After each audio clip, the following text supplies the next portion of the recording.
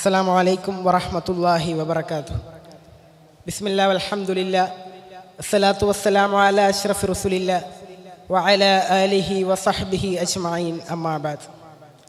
പ്രിയപ്പെട്ടവരെ, വിദ്യ നുകരുന്നതിൻ്റെ ആത്യന്തിക ലക്ഷ്യം എന്താണ്? ഒരു മികച്ച മനുഷ്യനെ നിർമ്മിക്കുക എന്നുള്ളതാണ്. കേവലം കരിയർ മാത്രമല്ല, കരിയറുമടങ്ങുന്ന മനോഹരമായ ഒരു മാനുഷിക ജീവിതത്തെ നെയ്തെടുക്കുക എന്നുള്ളതാണ്. വിദ്യയെ നിർവചിക്കുന്നിടത്ത് കാണാം, വിദ്യ എന്നാൽ അതിജീവനത്തിൻ്റെയും ഉപജീവനത്തിൻ്റെയും ആയുധം അത്രേ. വളരെ മനോഹരമായ ഡെഫിനിഷൻ. ഈ ഒരു നിർവചനത്തിൻ്റെ ആധാരത്തിൽ നിന്ന് അല്പം നമുക്ക് സംസാരിക്കാം.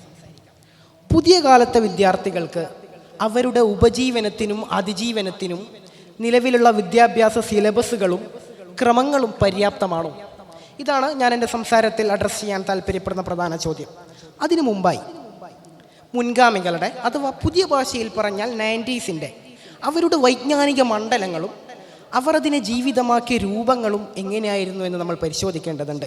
വായിക്കുന്ന പഠിക്കുന്ന അക്ഷരങ്ങളെ ജീവിതമാക്കുകയും അതിനെ തൊടാതെ വിഴുങ്ങുന്നതിനും അപ്പുറം അവയെ നിലപാടുകളാക്കി രൂപീകരിച്ച മനുഷ്യരായിരുന്നു. എന്നാൽ 90s വിളമ്പിയ വിദ്യാഭ്യാസ സിലബസിൻ്റെ ഔചിത്യവും അതിൽ നിന്ന് അന്നത്തെ പഠിതാക്കൾ പുൽകിയ സംസ്കാരവും കാലക്രമത്തിൽ ജെൻസിയും ആൽഫയും പിറന്നതോടെ കളങ്കപ്പെട്ടു പോയിട്ടുണ്ടോ എന്നാണ് നമ്മൾ അന്വേഷിക്കേണ്ടത്. ചെറുമക്കൾ കുസുമത്തിലും ബാലരമയിലും മിന്നാമിനിങ്ങിലും പിറന്നു വീഴേണ്ടതിനു പകരം സ്ക്രീനുകളിലും റീൽസുകളിലും പിറന്നു വീഴുമ്പോൾ സ്വാഭാവികമായും പുരാതന മൂശയിൽ ചുട്ടെടുക്കപ്പെട്ട വിദ്യാഭ്യാസ സിലബസുകളും അതിൻ്റെ പഠന പാഠ്യരീതികളും തന്തവൈബായി ചിത്രീകരിക്കപ്പെടും. നമ്മൾ എത്ര എതിർത്താലും അത് യാഥാർത്ഥ്യമാണ്. അതുപോലെ നമ്മൾ ചെയ്യേണ്ടത് ഈ ആശയങ്ങളെ പുതിയ വൈബ് ടീംസിന് ഉചിതമായ രീതിയിൽ സിലബസ് വൽക്കരിക്കുകയും അതിൻ്റെ പാചക രീതികളിൽ കൃത്യമായ മാറ്റത്തിരുത്തലുകൾ കൊണ്ടുവരേണ്ടതുമുണ്ട്. ഖേദകരമെന്ന് പറയട്ടെ, ജെൻസി എന്ന് വിശേഷിപ്പിക്കപ്പെടുന്ന ഹയർ സെക്കൻഡറി വിദ്യാർത്ഥികൾ, ഏകദേശം 17 വയസ്സുള്ള വിദ്യാർത്ഥികൾ അവരുടെ വയസ്സിനോളം പഴക്കമുള്ള കരിക്കുലങ്ങളാണ് വിഴുങ്ങിക്കൊണ്ടിരിക്കുന്നത്. ഇതര പരിഷ്കരണങ്ങളൊക്കെ തന്നെയും ഡിജിറ്റൽ പുരോഗമനം മനുഷ്യാനന്തര കാലത്തെത്തിയിട്ടും അവയുടെ സാധ്യതകൾ ഉപയോഗിക്കാത്ത, കേവലം എനിമി QR കോഡ് പോലും ഉൾച്ചേരാത്ത കരിക്കുലങ്ങളാണ് നമുക്കുള്ളത്. 5ാം ക്ലാസ് വിദ്യാർത്ഥികൾ കോഡിങ്ങിനെ കുറിച്ച് സംസാരിക്കുന്നു. 13 വയസ്സുള്ള ഹെബലുമാർ പുതിയ പുതിയ കമ്പ്യൂട്ടറുകൾ നിർമ്മിക്കുന്നു. എന്നിട്ടും ഈ കാലാന്തരത്തിലും പുരാതന സിദ്ധാന്തങ്ങൾ മാത്രമാണ് നമ്മുടെ അധ്യാപകർ വിളമ്പിക്കൊടുക്കുന്നത്. പുതിയ കാലത്ത് വ്യാപകമായ മറ്റൊന്നാണ് ഡിജിറ്റൽ പഠനം.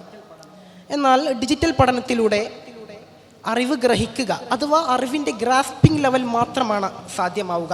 അതിനപ്പുറത്തുള്ള അനാലിസിസ്, സിന്തസിസ്, ഇവാലുവേഷൻ, മെറ്റാകോഗ്നിഷൻ, ഇത്തരത്തിലുള്ള അറിവുൽപാദനത്തിൻ്റെ ഗഹനവും വിസ്തൃതവുമായ തലങ്ങളാണ് നമുക്ക് നഷ്ടമാവുന്നത്. എങ്കിലും ഡിജിറ്റൽ പഠനത്തോട് പൂർണ്ണമായും നോ പറയുക എന്നുള്ളത് ഒരിക്കലും കാലോചിതമല്ല. മറിച്ച് എല്ലാവിധ സങ്കീർണതകളും പരിഹരിച്ച് ഡിജിറ്റലോടൊപ്പം ഗമിക്കുക എന്നുള്ളതാണ് പ്രധാനം. മറ്റൊന്നാണ് കരിയറിസം. പുതിയ കാലത്തെ വിദ്യാർത്ഥികൾ കേവലം തൊഴിൽ മാത്രം ലക്ഷ്യം വെച്ച് കേവല വിദ്യ നുകരുന്നതിൻ്റെ ഉപോൽപ്പന്നങ്ങളായി സർഗാത്മകതയും ധാർമ്മികതയും ഉൾവഹിക്കാത്ത അക്ഷരപ്പടുക്കൾ നിർമ്മിക്കപ്പെടുകയാണ്. എന്നാലോ 10ാം ക്ലാസ് വരെയോ +2 ഡിഗ്രി വരെയോ പഠനം നടത്തിയ ഒരു വിദ്യാർത്ഥി ഏതെങ്കിലും ഒരു തൊഴിലിന് നിപുണനാണോ എന്ന് ചോദിച്ചാൽ ബിഗ് സീറോ ആണ് ഉത്തരം. കാരണം എന്താണ്? നിലവിലെ തൊഴിലവസരങ്ങളൊക്കെയും നിലനിൽക്കുന്നത് സാങ്കേതിക വിദ്യയുടെയും സ്കിൽസിൻ്റെയും അടിസ്ഥാനത്തിലാണ്. എന്നാൽ നമ്മുടെ വിദ്യാഭ്യാസ സിലബസുകളാവട്ടെ പുരാതന സിദ്ധാന്തങ്ങൾ മാത്രം വിളമ്പുന്ന വെറും ചെമ്പുകൾ മാത്രമാണ്.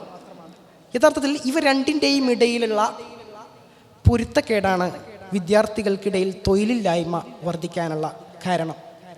ഇതിൻ്റെയൊക്കെ പരിഹാരം എന്താണ്? വിദ്യാർത്ഥികൾ റീൽസുകളടങ്ങുന്ന പ്രദർശനപരതയിലേക്ക് സഞ്ചരിക്കുമ്പോൾ ആ പ്രദർശനപരതയെ തന്ത്രപൂർവം അക്കാദമിക് തലത്തിലേക്ക് സന്നിവേശിപ്പിക്കുക എന്നുള്ളതാണ്. ഒരു വ്യവസ്ഥാപിതമായ സിലബസുകളിലേക്ക് വിദ്യാർത്ഥികളെ തളച്ചിടൽ ഒരിക്കലും ഉചിതമല്ല. നിങ്ങൾ ടോട്ടോച്ചാൻ്റെ ആത്മകഥ വായിച്ചിട്ടുണ്ടാകും. അതിൽ ടോമോ സ്കൂളിലേക്ക് പഠിക്കാൻ വരുന്ന ഓരോ വിദ്യാർത്ഥികൾക്കും അവരുടെ അഭിരുചിക്കനുസരിച്ചിട്ടുള്ള പാഠ്യ പദ്ധതികൾ രൂപീകരിച്ച് കൊടുക്കുന്ന ഒരു സ്ഥാപനമാണ്.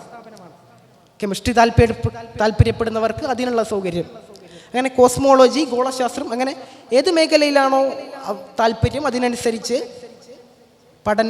പാഠ്യപദ്ധതികൾ രൂപീകരിച്ചു കൊടുക്കുന്നു. ഇത്തരത്തിലുള്ള ടോമോ സ്കൂൾ മോഡലിന് വേണ്ടിയാണ് നമ്മുടെ മലയാള ഭൂപടം ദാഹിച്ചു കൊണ്ടിരിക്കുന്നത്. ഇങ്ങനെ സമൂഹത്തിൻ്റെ അടിസ്ഥാനമായ വൈജ്ഞാനിക മണ്ഡലത്തിൻ്റെ സകല സമസ്യകളെയും പരിഹരിക്കാനും അതിൽ കാലോചിതമായ പരിഷ്കരണങ്ങൾ കൊണ്ടുവരാനും നമ്മുടെ സർക്കാരിനും സമൂഹത്തിനും സാധ്യമാവട്ടെ എന്ന് ആശംസിച്ച് വആഖിറു ദഅ്വാനാ അൽഹംദുലില്ലാഹി റബ്ബിൽ ആലമീൻ. അസ്സലാമു അലൈക്കും വറഹ്മത്തുള്ളാഹി വബറകാതുഹു.